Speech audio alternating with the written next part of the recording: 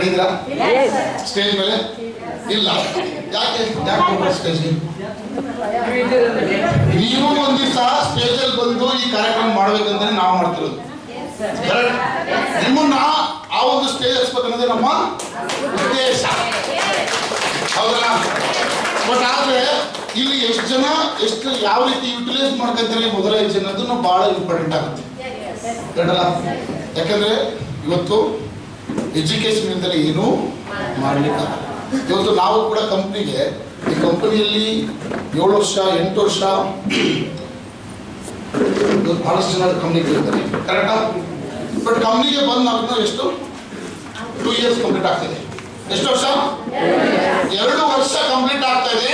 ಈ 2 ವರ್ಷ ಕಂಪ್ಲೀಟ್ ಅಲ್ಲಿ ನಮ್ಮ ಅಚೀವ್ಮೆಂಟ್ ಏನಂದ್ರೆ, ಒಂದು ಡೈಮಂಡ್ ಆಗ್ತಿದೀವಿ, ಎರಡನೇದೇನು ಲ್ಯಾಂಡ್ ರೋವರ್ ಕಾರ್ 1 ಕೋಟಿ ರೂಪಾಯಿ ಕಾರ್ ತಗೊಂಡಿದ್ದೀನಿ ಕಂಪ್ನಿ ಅಚೀವ್ಮೆಂಟ್ ಮಾಡಿ. ಮೂರನೇದೇನು foreign trips, Thailand ಹೋಗ್ತಿದೀವಿ, Dubai ಹೋಗ್ತಿದೀವಿ, Sri Lanka ಹೋಗ್ತಿದೀವಿ, Malaysia ಹೋಗ್ತಾ ಇದೀವಿ, ಅಂಡಮಾನ್ ನಿಕೋಬಾರ್ ಹೋಗಿದ್ದೀವಿ, ಅದೇ ರೀತಿ ಗೋವಾಗಂತೂ ಸಾಕಷ್ಟು ಬಾರಿ ಹೋಗಿದ್ದೀವಿ, ಅದೇ ರೀತಿ ಹೈದರಾಬಾದ್ ಟ್ರಿಪ್ ಹೋಗಿದ್ದೀವಿ. ಎಷ್ಟು ವರ್ಷದಲ್ಲಿ? 2 ವರ್ಷದಲ್ಲಿ. ಸೀಕ್ರೆಟ್ ಇರೋದಿಲ್ಲ. ಸೀಕ್ರೆಟ್ ನಾನು ಪ್ರತಿ ಸಲ ಝೂಮ್ ಮೀಟಿಂಗ್ ಅಲ್ಲಿ ಹೇಳ್ತೀನಿ, ಒಬ್ಬ ವ್ಯಕ್ತಿ ಸಕ್ಸಸ್ ಆಗ್ಬೇಕು ಅಂದ್ರೆ V-Star ಅಲ್ಲಿ ಡೈಮಂಡ್ ಆಗ್ಬೇಕು ಅಂದ್ರೆ ಏನೆಲ್ಲ ಬೇಕು ಅಂತ. ಅದರಲ್ಲಿ ನಂಬರ್ 1 ಏನ್ ಗೊತ್ತಾ?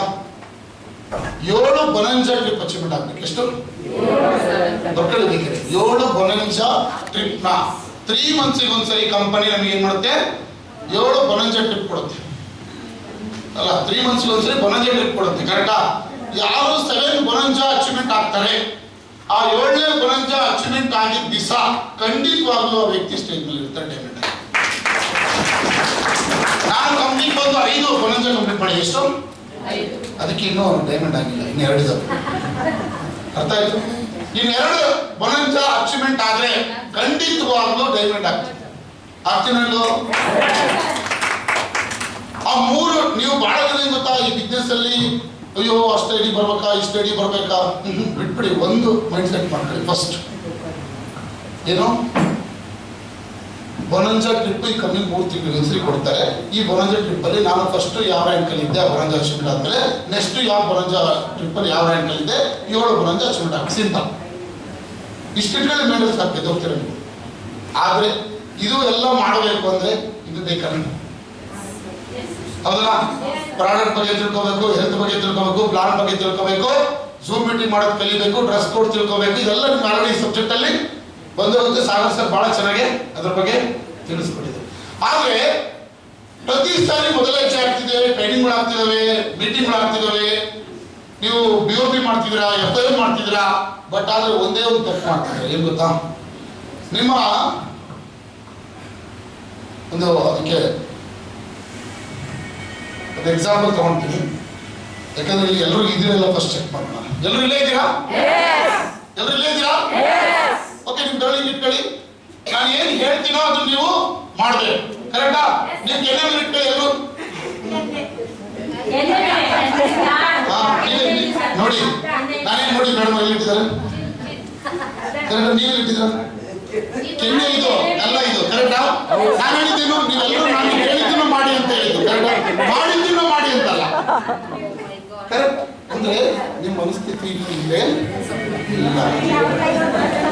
ದುಡ್ಡು ಕಟ್ಟಿದ್ದೀರಾ, ಫೀಸ್ ಕಟ್ಟಿದ್ದೀರಾ, ಬಂದಿದ್ದೀರಾ, ಕುತ್ಕೊಂಡಿದ್ದೀರಾ, ಏನಾದ್ರೂ ಸಾಧನೆ ಮಾಡ್ಬೇಕಲ್ಲ, ಛಲ ಇಟ್ಕೊಂಡು ಮನೆ ಹೆಂಡತಿ ಮಕ್ಕಳು ಬೀದಿ ಎಲ್ಲ ಬಿಟ್ಟು ಬಂದು ಕುತ್ಕೊಂಡಿದ್ದೀರಾ, ಆದ್ರೂ ಇಲ್ಲೇ ಇಲ್ಲ, ಕರೆಕ್ಟಾ?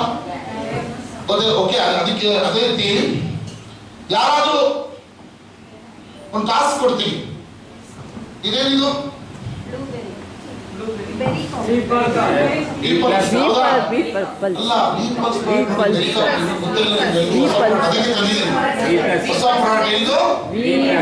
ಇದ್ರ ಬಗ್ಗೆ ಹೇಳ್ಬಿಟ್ರೆ ಈಗಲೇ ಪರ್ಚೇಸ್ ಮಾಡ್ತೀವಿ. ಈ V-Pulse ಪ್ರಾಡಕ್ಟ್ ಏನಿದೆ ಜ್ಯೂಸ್, ಓಕೆ, ಈ ಬಾಕ್ಸ್ ನ ನಾನು ಫಸ್ಟ್ ಇಲ್ಲೇ ಕೊಡ್ತೀನಿ, ಇಲ್ಲಿಂದ ಕೊಡ್ತೀನಿ. ಓಕೆ, ಒಂದು ಸಿಂಪಲ್ ಒಂದು ಸಣ್ಣದಾಗಿ ಒಂದು ಸ್ವಲ್ಪ ಸಾಂಗ್ ಹಾಕಿ ಸರ್, ಒಂದು 2 minutes ಯಾವ್ದಾದ್ರು ಡ್ಯಾನ್ಸ್ ಮಾಡೋದು. ಈ ಬಾಕ್ಸ್ ಯಾರ ಕೈಯಲ್ಲಿ ಇರುತ್ತೋ ಅವ್ರು ಸ್ಟೇಜ್ ಮೇಲೆ ಡ್ಯಾನ್ಸ್ ಮಾಡೋದು. ನಿಮ್ ಇಷ್ಟ. ನೀವು ಇಟ್ಕೊಂತೀರೋ, ಪಕ್ಕದಲ್ಲಿ ಕೊಡ್ತಿರೋ, ಅವ್ರಿಗೆ ಸಾಕ್ತಿರೋ, ಇವ್ರಿಗೆ ಸಾಕ್ತಿರೋ ಗೊತ್ತಿಲ್ಲ. ಕರೆಕ್ಟಾ? ಅವ್ರು ಕೊಡಿ, ಕೈಗಾರ ಕೊಡಿ, ಏನೆಲ್ಲ ಮಾಡಿ ನಿಮ್ ಇಷ್ಟ. ಅದು ನನಗೆ ಗೊತ್ತಿಲ್ಲ. ನೀವೇ ಇಟ್ಕೊಂತೀರೋ ನನಗೆ ಗೊತ್ತಿಲ್ಲ. ಮೇಡಮ್ ಇಟ್ಕೊಂಡು ಮ್ಯಾಚ್ ಮಾಡ್ಬೋದು ಮೇಡಮ್. ಸಣ್ಣ ಟಾಸ್ಕ್ ಸಣ್ಣ ಟಾಸ್ಕ್ ಒಂದು ಎಕ್ಸ್ಟ್ರಾ ಪಿನ್ ಅಂದ್ರೆ ಮುಗಿದೋಯ್ತಪ್ಪ. ಅದ್ರಲ್ಲಿ ಬಂಗಾರ ಇಟ್ಟಿರ್ಬೋದು, ಬೆಳ್ಳಿ ಇಟ್ಟಿರ್ಬೋದು, ಫ್ಲಾಟ್ ಇರ್ಬೋದು, ಯಾರಿಗೆ ಗೊತ್ತು? ನೆಕ್ಸ್ಟ್ ಟಾಸ್ಕ್ ಏನಿದೆ ಭಗವಂತ ನಮಗೆ ಏನ್ ತಂದು ಕೊಡ್ತಾನೋ ಖಂಡಿತ ಗೊತ್ತಿಲ್ಲ ಮೈ ಡಿಯರ್ ಫ್ರೆಂಡ್ಸ್. ಹೌದಾ? ನಾವೇನ್ ಮಾಡ್ತೀವಿ ಗೊತ್ತಾ? ಸಿಕ್ಕಿರ್ತಕ್ಕಂಥ ಸಾಕಷ್ಟು ಅವಕಾಶಗಳನ್ನ ಮೀಡಿಯಂ ಬರೆಯೋದ್ರೆ ಬರಲ್ಲ, ಟೆಂತ್ ಬರೆಯೋದ್ರೆ ಬರಲ್ಲ, ಮೊದಲ ಹೆಜ್ಜೆ ಬರೆಯೋದ್ರೆ ಬರಲ್ಲ. ಆ ಮೊದಲ ಹೆಜ್ಜೆ ಬಂದ್ರೆ ಏನ್ ಸಿಗುತ್ತೆ ಅಂತ ಗೊತ್ತಿಲ್ಲ. ಕರೆಕ್ಟಾ? ಭಗವಂತ ನಮ್ಗೆ ಏನ್ ಮಾಡಿದಾನೆ? ಅವಕಾಶ ಕೊಟ್ಟಿದ್ದಾನೆ. ಇಷ್ಟು ದಿವಸ ಸಾಕಷ್ಟು ಅವಕಾಶಗಳನ್ನ ನೀವು ಪಡ್ಕೊಂತ ಬಂದಿದ್ದೀರಾ, ಬಟ್ ಎಲ್ಲೂ ಸಕ್ಸಸ್ ಆಗಿಲ್ಲ. ಸಕ್ಸಸ್ ಆಗಿದೆ ಯಾರೋ ಬಂದು ಕೂತ್ಕೊತಿರ್ಲಿಲ್ಲ. ಕರೆಕ್ಟ್? ಈ ಸಕ್ಸಸ್ ಆಗ್ಲಿಕ್ಕೋಸ್ಕರ ನಾವಿಲ್ಲಿ ಬಂದಿದ್ದೀವಿ. ನೋಡಿ, ಆ ಥಾಟ್ಸ್ ನಿಮ್ ಕೈಯಲ್ಲಿ ಇಟ್ಕೊಂಡಿದ್ರೆ ನಿಮ್ಗೂ ಸಿಕ್ತಿತ್ತು ದುಡ್ಡು. ನಮ್ಮ ಮೈಂಡ್ ಸೆಟ್ ಏನು? ಚಿಕ್ಕ ಚಿಕ್ಕ ಕಷ್ಟಗಳು, ಚಿಕ್ಕ ಚಿಕ್ಕ ಸಮಸ್ಯೆಗಳು, ಚಿಕ್ಕ ಚಿಕ್ಕ ಸಣ್ಣ ಸಣ್ಣ ಸಣ್ಣದಾದಂತ ಸಮಸ್ಯೆಗಳಿಗೆ ನಾವೇನ್ ಮಾಡ್ತಿದೀವಿ? ಎದುರ್ತಾ ಇದ್ದೀವಿ. ಕರೆಕ್ಟ್? ಒಂದೇ ಸರಿ 100 ಕೋಟಿ ರೂಪಾಯಿ ದುಡ್ಡು ಸಿಕ್ಬಿಟ್ರೆ ಆಟ ಆಗ್ಬಿಡ್ತೀವಿ ಎಲ್ಲ. 100 ಕೋಟಿ ರೂಪಾಯಿನ ಎಲ್ಲಿಡ್ಬೇಕು, ಹೆಂಗಿಡ್ಬೇಕು ಅಂತ ಮನಿ ಮ್ಯಾನೇಜ್ಮೆಂಟ್ ಗೊತ್ತಿದ್ರೆ ಮಾತ್ರ 100 ಕೋಟಿ ರೂಪಾಯಿ ಸೇವ್ ಮಾಡೋದು ಗೊತ್ತಾಗುತ್ತೆ. ಎಷ್ಟು 100 ಕೋಟಿ ರೂಪಾಯಿ ಸಿಕ್ಬಿಟ್ರೆ ಮಾವಿಗೆ ಹೇಳೋ, ಅಕ್ಕಂಗೆ ಹೇಳೋ, ಹೆಂಡತಿಗೆ ಹೇಳೋ, ಎಲ್ಗೂ ಊತಿಡ್ಲೋ. ಕರೆಕ್ಟ್? ಕೇಳಿಸಿದ ಸರ್ ವಾಯ್ಸು? ಕರೆಕ್ಟ್ ಅಲ್ಲ? ಕರೆಕ್ಟ್ ಅಲ್ಲ? ಅದಕ್ಕೆ ಮೈ ಡಿಯರ್ ಫ್ರೆಂಡ್ಸ್, ಫಸ್ಟ್ ನೀವು ಇಲ್ಲಿ ವಿನ್ ಆಗ್ಬೇಕು. ಈ ಇಂಡಸ್ಟ್ರಿ ವಿನ್ ಆಗ್ಬೇಕಂದ್ರೆ ಎಲ್ಲಿ ಆಗ್ಬೇಕು? ಮೈಂಡ್ ಅಲ್ಲಿ ವಿನ್ ಆಗ್ಬೇಕು. ಕರೆಕ್ಟ್? ನೋಡಿ, ಶಿವ ಪಾರ್ವತಿ ಕುತ್ಕೊಂಡಿದ್ರಂತೆ. ಒಬ್ಬ ಭಕ್ತ ಸುಮಾರು 1 ತಿಂಗಳಿಂದನೂ ಪಾರ್ವತಿಗೆ ಪ್ರದರ್ಶನ ಆಗ್ತಿದ್ದ. ಪಾರ್ವತಿ ಪಾರ್ವತಿ ನನಗೆ ಒಳ್ಳೇದು ಮಾಡಪ್ಪ, ನನಗೆ ಏನೋ ಒಂದು ಕಷ್ಟ ಇದೆ, ಈ ಒಂದು ಜಾಬ್ ಸಿಗ್ಲಿ, ಏನೋ ಒಂದು ಅವ್ರ ಬೇಡಿಕೆನ ಇಟ್ಕೊಂತ ಪಾರ್ವತಿಗೆ ಪ್ರದಕ್ಷಿಣೆ ಹಾಕೊಂತ ಬರ್ತಿದ್ದ. 29 ದಿವಸನೂ ಪ್ರದರ್ಶನ ಆಗ್ದ. 30ನೇ ದಿವಸ ಪಾರ್ವತಿ ಫಲ ಕೊಡಬೇಕು. ಪಾರ್ವತಿಗೆ ಆ ಶ್ರದ್ಧೆಯಿಂದ ಪೂಜೆ ಮಾಡೋದು ತಲುಪಿದೆ.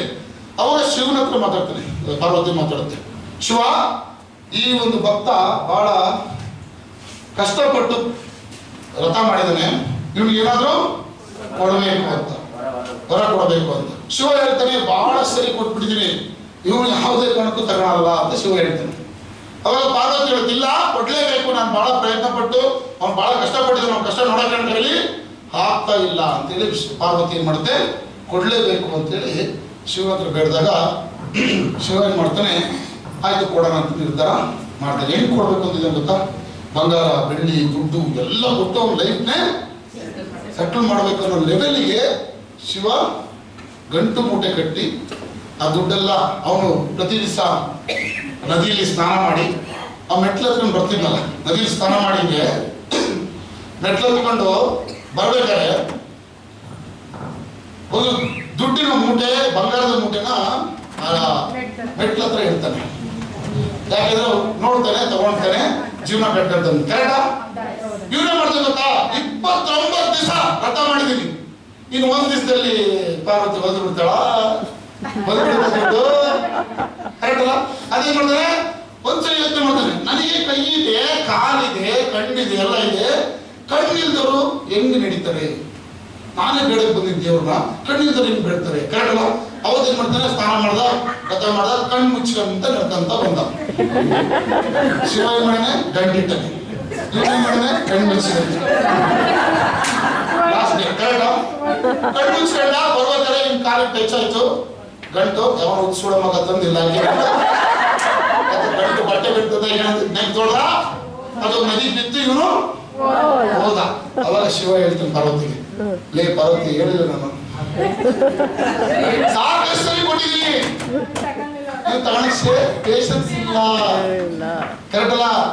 ನೋಡು, ತಗೊಂಡಿಲ್ಲ ಅವನು, ಕಣ್ ಬಿಟ್ಟಿದ್ರೆ ನಾವು ಬಹಳಷ್ಟು ಸರಿ ಮೊದಲಿಗೆ ಬಂದಿದ್ದೀವಿ, ಬಹಳಷ್ಟು ಸರಿ ಗ್ರೂಪಿಗೆ ಬಂದಿದ್ದೀವಿ, ಬಹಳಷ್ಟು ಸರಿ FIR ಮಾಡಿದೀವಿ, ಬಹಳಷ್ಟು ಸರಿ ಪ್ಲಾನ್ ಕೊಟ್ಟಿವಿ ಸರ್. ಈ ಕೊಟ್ಟು ಕೊಟ್ಟು ಕೊಟ್ಟು ಸಾಕಾಗ ಜನ ಎಲ್ಲಿ ತರಲಿ ಸರ್?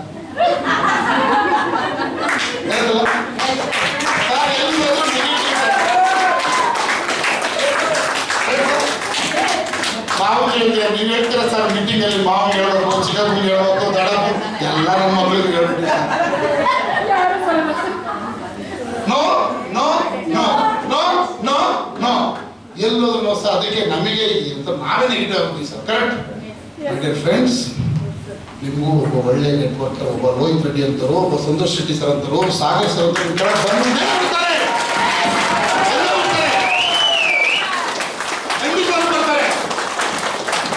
ಅಲ್ಲಿವರೆಗೂ ನಿಮ್ಮ ಹತ್ರ ಪೇಷನ್ಸ್ ಇದೆಯಾ? ಇದೆಯಾ? ಹೇಳ್ತಲ್ಲ ಇವತ್ತು ನೋಡಿ, ನನಗೆ ಇಂಡಸ್ಟ್ರಿ ಕರ್ಕೊಂಡು ಬಂದ್ರು ನಮ್ಮ ಮಾವ ಸಂಜೀವ ರೆಡ್ಡಿ ಅಂತ. ಆ ವ್ಯಕ್ತಿ ಊರು ಬಿಟ್ಟು ಓಡೋದು, ಮಾವನೇ, ಸ್ವಂತ ಮಾವನೇ ಸರಿನಾ. ಯಾಕಂದ್ರೆ ನಾನು ಇವತ್ತು ಆ ಟೈಮಲ್ಲಿ ಆ ವ್ಯಕ್ತಿ ಎಲ್ಲೇ ಇರಲಿ ಸೆಲೆಕ್ಟ್ ಹೊಡಿತೀನಿ, ನನಗೆ ಎಜುಕೇಶನ್ ಕೊಟ್ಟು ಹೋದ, ಕಲಿಸೋದ, ಹೌದಾ. ಆ ವ್ಯಕ್ತಿ ನನಗೆ ಕಲಿಸ್ಬೇಡಿ, ಇವತ್ತು ಇಲ್ಲಿ ಬಂದು ಮಾತಾಡ್ಲಿಕ್ಕೆ ಆಗ್ತಿರ್ಲಿಲ್ಲ, ಹೌದಾ. ನೋಡಿ, ಅವಕಾಶ ಕೊಟ್ಟವ್ರು ಬಿಟ್ಟವ್ರು, ಬಟ್ ನಾನು ಬಿಡ್ಲಿಲ್ಲ. ಯಾಕೆ ಬಿಡ್ಲಿಲ್ಲ? ಈ ಪ್ಲಾನ್ ನನಗೆ ಗೊತ್ತಿತ್ತು. ಇದೇ ಪ್ಲಾನ್ ಅಲ್ಲಿ ನಾನು ಕೆಲಸ ಮಾಡಿ ಬಂದವನು. ಇದೇ ಪ್ಲಾನ್ ಅಲ್ಲಿ ಕರಡುಪತಿ 3 ಕೋಟಿ 5 ಕೋಟಿ ತಗೊಂಡವ್ರನ್ನ ನೋಡಿ ಪಕ್ಕದಲ್ಲಿ ನಿಂತ್ಕೊಂಡು ಸೆಲ್ಫಿ ಹೊಡ್ಕೊಂಡು ಬಂದವನು. ಫ್ರೆಂಡ್ಸ್, ಈ ಪ್ರಾಡಕ್ಟ್ ಬಗ್ಗೆ ತಿಳ್ಕೊಂಡೆ, ಸಿಸ್ಟಮ್ ಬಗ್ಗೆ ತಿಳ್ಕೊಂಡೆ, ಮ್ಯಾನೇಜ್ಮೆಂಟ್ ಬಗ್ಗೆ ತಿಳ್ಕೊಂಡೆ, MD ಸರ್ ಬಗ್ಗೆ ತಿಳ್ಕೊಂಡೆ, ಕರ್ನಾಟಕದ ಕಂಪ್ನಿ ಅಂತ ತಿಳ್ಕೊಂಡೆ, ನಮ್ಮ ಸ್ವದೇಶಿ ಪ್ರಾಡಕ್ಟ್ ಅಂತ ತಿಳ್ಕೊಂಡೆ, ಓನ್ ಮ್ಯಾನುಫ್ಯಾಕ್ಚರಿಂಗ್ ಇದೆ ಅಂತ ತಿಳ್ಕೊಂಡೆ. ನೋಡದೆ ಹೋಗಿ ಏನ್ ಮಾಡಿದೆ? ನೋಡದೆ. ಯಾಕಂದ್ರೆ ಪ್ರಾಡಕ್ಟ್ ಬಗ್ಗೆ ನಾಲೆಜ್ ಇತ್ತು, ಅದಕ್ಕೆ ಬೇಕಿತ್ತು, ನೋಡದೆ ಹೋಗಿ. ಕರೆಕ್ಟ್. ಇಷ್ಟೆಲ್ಲ ಮಾಡಿದಕ್ಕೆ ಇವತ್ತು ತಾಳ್ಮೆ ಇದ್ದಿದ್ದಕ್ಕೆ ಯಾರು ಬಿಟ್ಟೋದ್ರೆ ಹೋಗ್ಲಿ, ಬಂದ್ರೆ ಬೆಸ್ಟ್, ಇಲ್ಲ ನೆಕ್ಸ್ಟ್, ಬಂದ್ರೆ ಬೆಸ್ಟ್, ಇಲ್ಲ ನೆಕ್ಸ್ಟ್ ಅಂತ ಹೇಳಿ ಕೆಲಸ ಮಾಡಿದಕ್ಕೆ ಇವತ್ತೇನಾದ್ರೆ ಡೈಮಂಡ್ ಆಗ್ತದೆ. ಈ ಕಾಲದಲ್ಲಿ ಇವತ್ತು ಇದ್ರೆ ಮಾತ್ರ ನಾನು ಸಬ್ಜೆಕ್ಟಿಗೆ ಹೋಗ್ತೀನಿ. ಯಾಕಂದ್ರೆ ಸಬ್ಜೆಕ್ಟ್ ತಲೆಗೆ ಹೋಗಿನ ಮುಂಚೆ ಫಸ್ಟ್ ನೀವು ಯಾಕೆ ಇಲ್ಲಿ ಕುತ್ಕೊಂಡಿದ್ದೀರಾ? Why I am sitting here. ನೋಡಿ, ಎಷ್ಟು ಏಜು? ಏಜ್ ಎಷ್ಟು?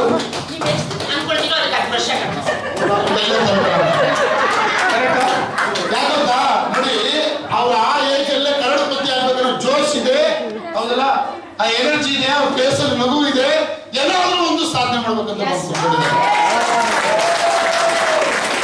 ಸರ್. ಅವ್ರು ಏನಾದ್ರು ಈ ಒಂದು ಇಂಡಸ್ಟ್ರಿ ಒಂದು 20 ವರ್ಷ ಹಿಂದೆ ಸಿಕ್ಕಿದ್ರೆ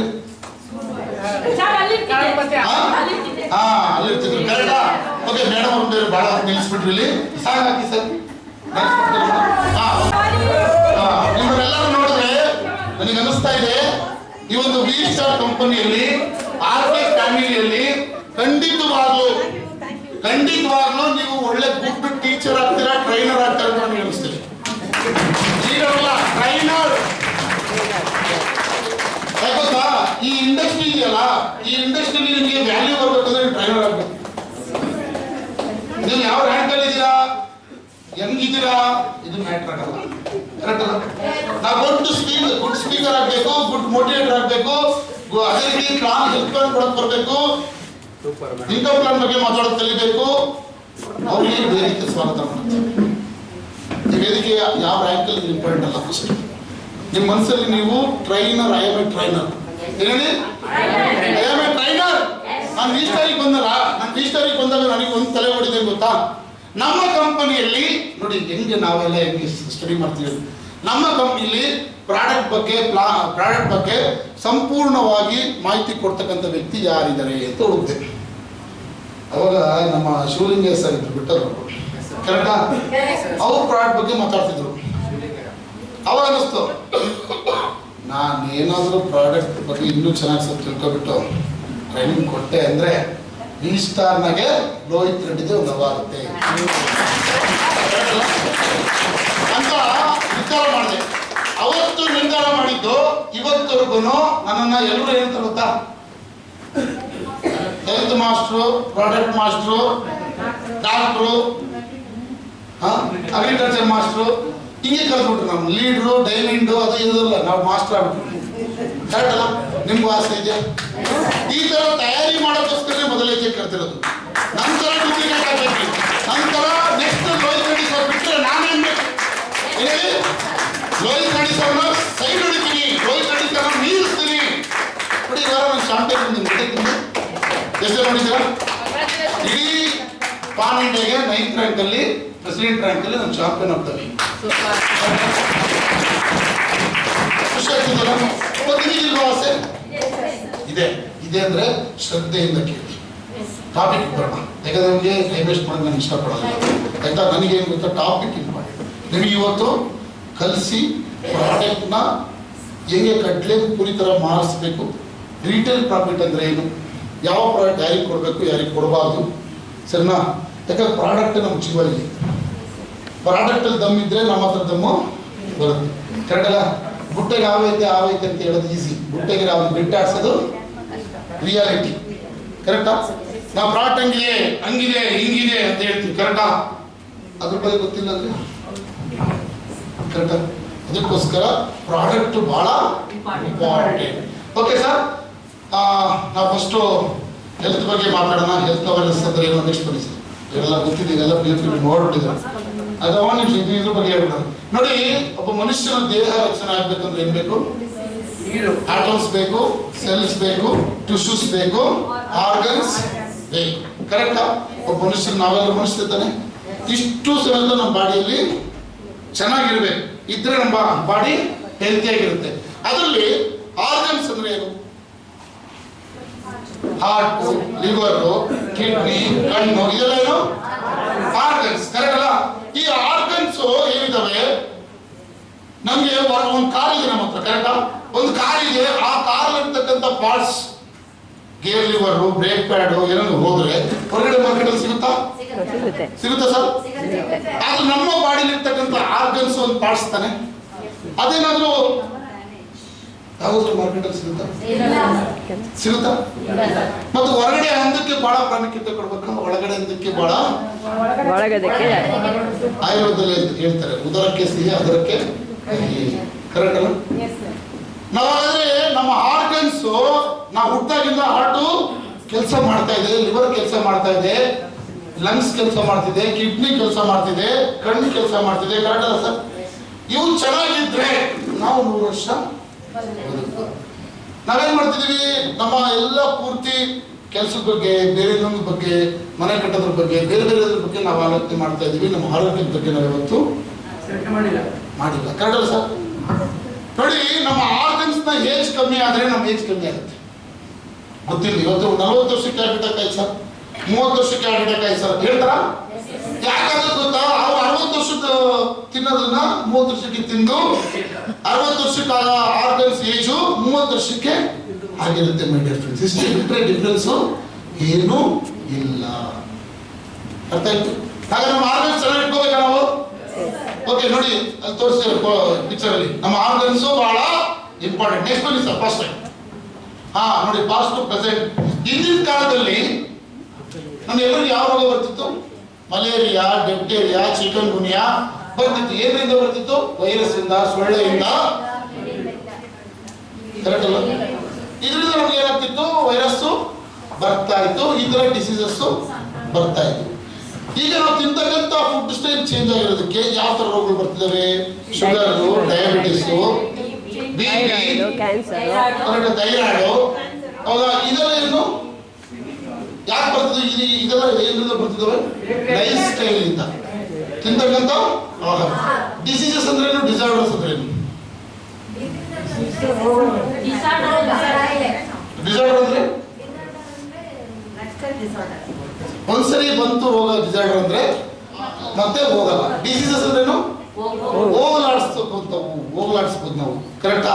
ಡಿಸೀಸಸ್ ಎಲ್ಲಿಂದ ಬಂದವೆ? ಊಟದಿಂದ ಬಂದವೆ.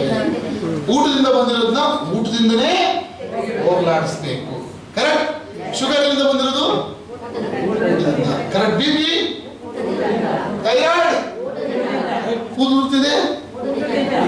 ಕರೆಕ್ಟ್. ಡಿಸಾರ್ಡರ್ಸ್ ಅಂದ್ರೇನು? ಅಂಗವಿಕಲ ಆಗಿದೆ.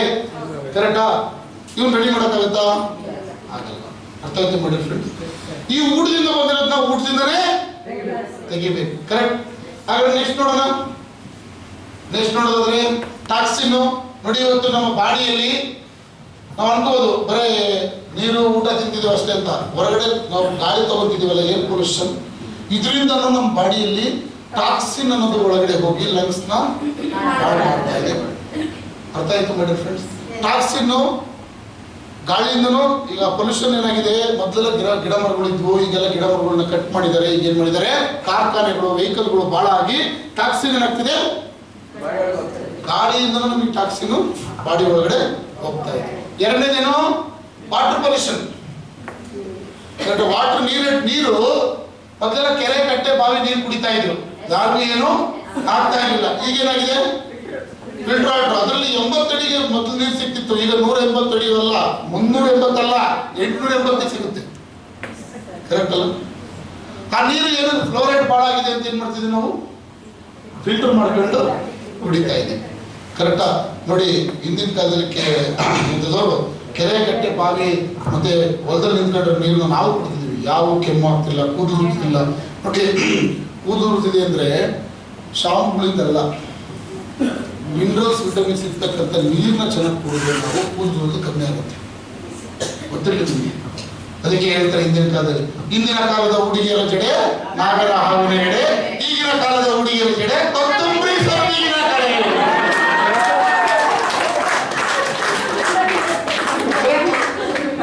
ಯಾರು ಬೇಜಾರಾಗ್ತದೆ? ಯಾಕಂದ್ರ ನಾವು ಏರು ಚೆನ್ನಾಗಿರ್ಲಿ ಅಂತ ಸಂಸಲ್ಸ್ ಶಾಂಪ್ ಆಗ್ತದೆ.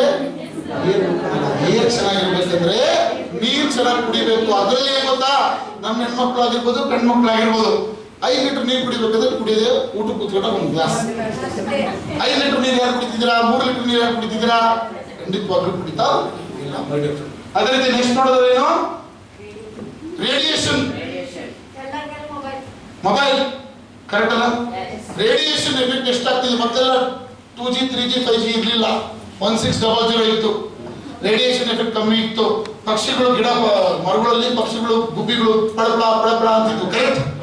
ಈಗ ರೇಡಿಯೇಷನ್ ಎಫೆಕ್ಟ್ ಆಗಿ ಇವತ್ತು ಗುಬ್ಬಿಗಳ ಸಂಖ್ಯೆ, ಪಕ್ಷಿಗಳ ಸಂಖ್ಯೆ ಕಮ್ಮಿ ಆಗಿದೆ. ಜೊತೆಗೆ ನಮಗೂ ಕೂಡ ಎಫೆಕ್ಟ್ ಆಗ್ತಿದೆ.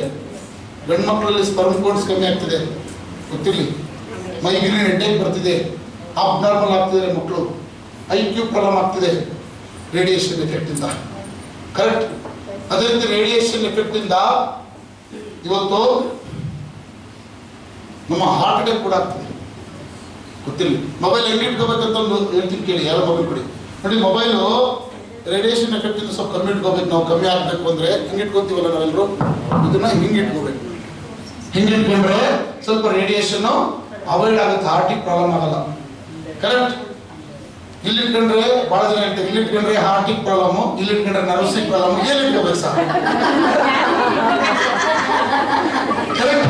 ಇಲ್ಲಿ ಇಟ್ಕೊಂಡ್ರೆ ಹಾರ್ಟಿಗೆ ಪ್ರಾಬ್ಲಮ್, ಎಲ್ಲಿ ಈ ಜೋಬಲ್ಲಿ ಇಟ್ಕೊಂಡ್ರೆ. ಇಲ್ಲಿ ಇಟ್ಕೊಂಡ್ರೆ ನರ್ವ್ಸಿಗೆ ಪ್ರಾಬ್ಲಮ್, ಮತ್ತೆ ಇಲ್ಲಿ ಇಟ್ಕೊಂಡ್ರ ಸರ್? ಕರೆಕ್ಟ್?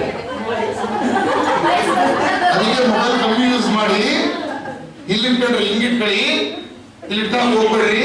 ಕರೆಕ್ಟ್ ಅಲ್ಲ? ಅದೇ ಸ್ವಲ್ಪ ಹಿಂಗೆ ಎಲ್ಲ ಮೀಟಿಂಗ್ ಬಂದಾಗ ಹಿಂಗೆ ಬಿಸಾಕ್ರಿ, ಇಲ್ಲ ಸ್ವಿಚ್ ಆಫ್ ಮಾಡ್ರಿ. ಹೌದಲ್ಲ? ನಮ್ಗೆ ಹೆಂಗೆ ಮೊಬೈಲ್ ಅಡಿಕ್ಟ್ ಆಗಿದೆ ಅಂದ್ರೆ, ಯಾರ್ದೋ ಮೊಬೈಲ್ ರಿಂಗ್ ಆದ್ರೆ ನಮ್ಮ ಮೊಬೈಲ್ ರಿಂಗ್ ಆಯ್ತು ಅಂತ ನೋಡ್ತೀವಿ. ಅಡ್ವರ್ಟೈಸ್ಮೆಂಟ್ ಅಲ್ಲಿ ಧಾರಾವಾಹಿಯಲ್ಲಿ ರಿಂಗ್ ಆಗುತ್ತೆ, ಹೋಗಿ ನಿಮ್ ಫೋನ್ ರಿಂಗ್ ಆಗುತ್ತೆ.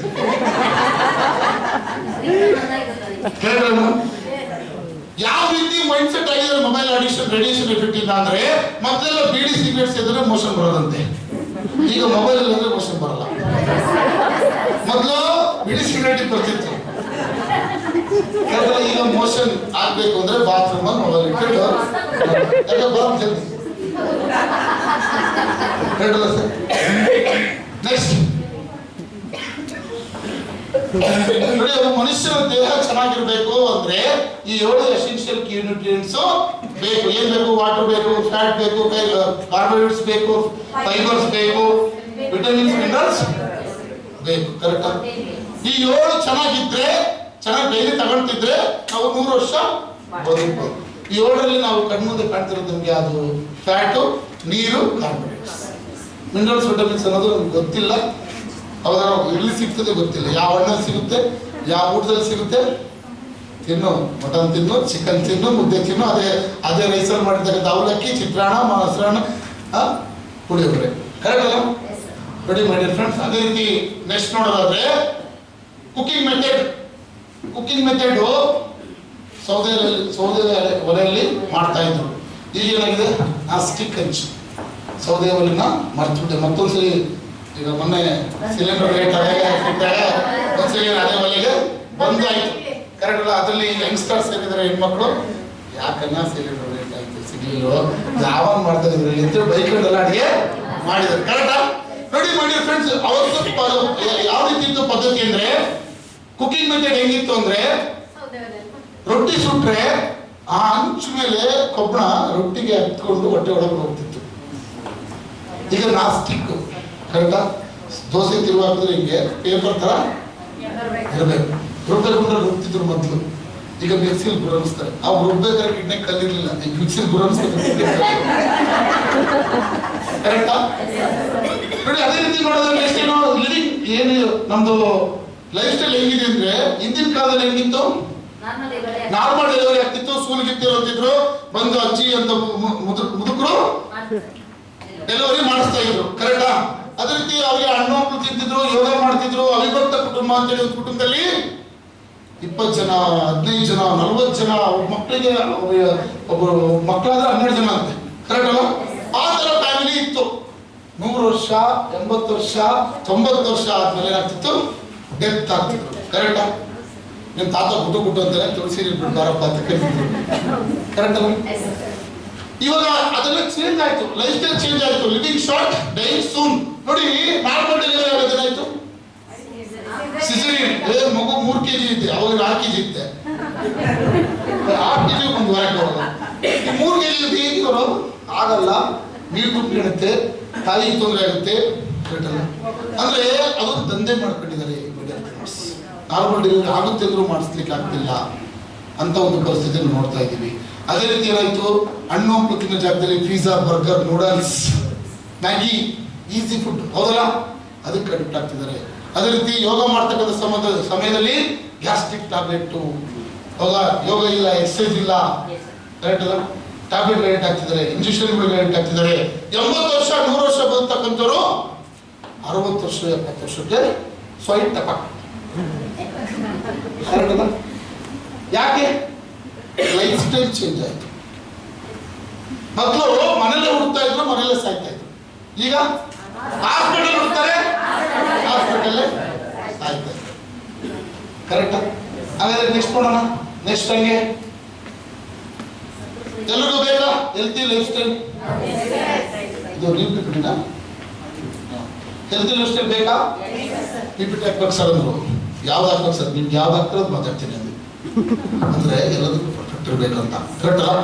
ನೋಡಿ ಹೆಲ್ತಿ ಲೈಫ್ ಸ್ಟೈಲ್ ಬೇಕು ಅಂದ್ರೆ 5000 ವರ್ಷಗಳ ಇತಿಹಾಸ ಉಳ್ಳಂತ ಆಯುರ್ವೇದನ ನಮ್ಮ ಕಂಪನಿ ಒಂದ್ಸರಿ ಜನರಿಗೆ ಕೊಡಬೇಕು ಅಂತ ಹೇಳಿ ಈ ಸ್ಟಾರ್ ಕಂಪನಿಯ ವಿಷನ್ ಏನ್ ಗೊತ್ತಾ, ಪ್ರತಿ ಮನೆಗೂ ಆಯುರ್ವೇದಿಕ್ ಪ್ರಾಡಕ್ಟ್ ಮುಟ್ಟಿಸ್ಬೇಕು, ಪ್ರತಿ ಮನೆಗೂ ನಿರುದ್ಯೋಗಿಗಳಿಗೆ ಉದ್ಯೋಗ ಕೊಡಬೇಕು. 2 ಕಾನ್ಸೆಪ್ಟ್, 2 ಉದ್ದೇಶಗಳನ್ನು ಇಟ್ಕೊಂಡು ಈ ಕಂಪನಿ ಸ್ಟಾರ್ಟ್ ಮಾಡಿದ್ರು ಡಾಕ್ಟರ್ ಅಫ್ಸರ್ ಹಿಂದೂಸ್ತಾನಿ ಗುರುಗಳಿಗೆ. ಇವತ್ತು ಆಪರ್ಚುನಿಟಿ ಕೊಟ್ಟು ನಮ್ಮಂತ ಬಡವರಿಗೆ ಒಂದು ದೊಡ್ಡ ಮಟ್ಟದ ಒಂದು ಕಷ್ಟಪಟ್ಟು ವ್ಯಕ್ತಿ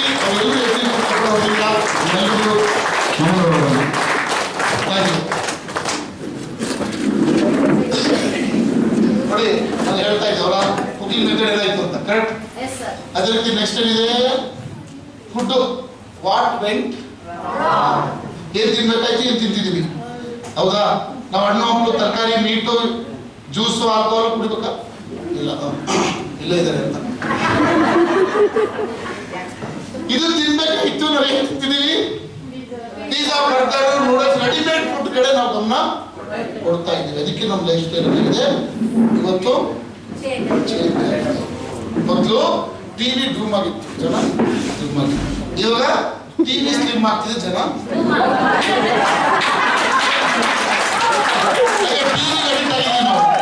ಟಿವಿ ನೋಡೋದು, ಆರ್ಡರ್ ಮಾಡೋದು, ಟಿವಿ ನೋಡೋದು, ಟಿವಿ ನೋಡೋದು. ಎಷ್ಟು ಟಿವಿ ಅಡಾಪ್ಟ್ ಆಗಿದ್ದೀವಿ ಅಂದ್ರೆ, ಟಿವಿ ಇಲ್ಲ ಗಂಡ ಮನೆಗೆ ಬರಂಗಿಲ್ಲ, ಕರೆನ್ಸಿ ಹಾಕಿಲ್ಲ ಡಿಸ್ಗೆ, ಮನೆ ಪಿಕ್ಚರ್ ನಾನು ಆದಾಯ ನೋಡ್ಬೇಕು, ಇದಾರೆ ಮನೆಗೆ ಒಂದು 3 ಬಾಕಿ, ಅವರ 3 ನಮ್ಮ 3 ಸರ್. ಇಂಥ ಪರಿಸ್ಥಿತಿ ನಾವೇನ್ ಮಾಡಿದ್ವಿ, ಏನು ಮಾಡೋದು. ಓಕೆ, ನೆಕ್ಸ್ಟ್ ಮಾಡೋದೇನು, ಹೀಗೆ ಇರ್ತಿದ್ವಿ. ಕೆಳಗಡೆ ಕುತ್ಕೊಂಡು ಚಕಬಕ್ ಹಾಕೊಂಡು ಊಟ ಮಾಡ್ತಿದ್ವಿ. ಒಂದು 8 ಪಲ್ಯಗಳು, ತರಕಾರಿಗಳು, ಹಸಿ ತರಕಾರಿಗಳು ಇದೆಲ್ಲ ಇಟ್ಕೊಂಡು ಊಟ ಮಾಡ್ತಾ ಇದ್ವಿ. ಕೆಳಗಡೆ ಕೂತ್ಕೊಳ್ತಿದ್ವಿ, ಹೇಳ್ತಾ ಇರ್ತಿದ್ವಿ. ಕರೆಕ್ಟಾ? ಅವ್ರಿಗೆ ಯಾರಿಗೂ ಕಾಲು ಮಾಡಿ ನೋವಿತ್ತ? ಕರೆಕ್ಟಾ? ಊಟ ತುಂಬ ಊಟ ಮಾಡ್ತಿದ್ರು. ಈಗ ಏನಾಗಿದೆ, ಡೈನಿಂಗ್ ಟೇಬಲ್ ಬೇರೆ. ಅದ್ರಲ್ಲಿ ಅದು ಅಷ್ಟೇ, ಡೈನಿಂಗ್ ಟೇಬಲ್ ಗಂಡ ಮನೆಗೆ ಬರಂಗಿಲ್ಲ ಅದು. ಹೌದಲ್ಲ? ಇವತ್ತು ಪಾರಾರಿಗೋಸ್ಕರ, ಬೇರೆಯವ್ರಿಗೋಸ್ಕರ ನಾವು ಡೈನಿಂಗ್ ಟೇಬಲ್ ತಂದಿರ್ತೀವಿ, ನಮಗೋಸ್ಕರ ತಂದಿರ್ತಿಲ್ಲ. ಬಹಳ ಜನ ನಾವು ಇವತ್ತು ನಮ್ಮ ಲೈಫಲ್ಲಿ ಒಂದು ದೊಡ್ಡ ತಪ್ಪು ಮಾಡ್ತಿರೋದು ಅಂದರೆ ನಮಗೋಸ್ಕರ ನಾವು ಬದುಕ್ತೀವಿ.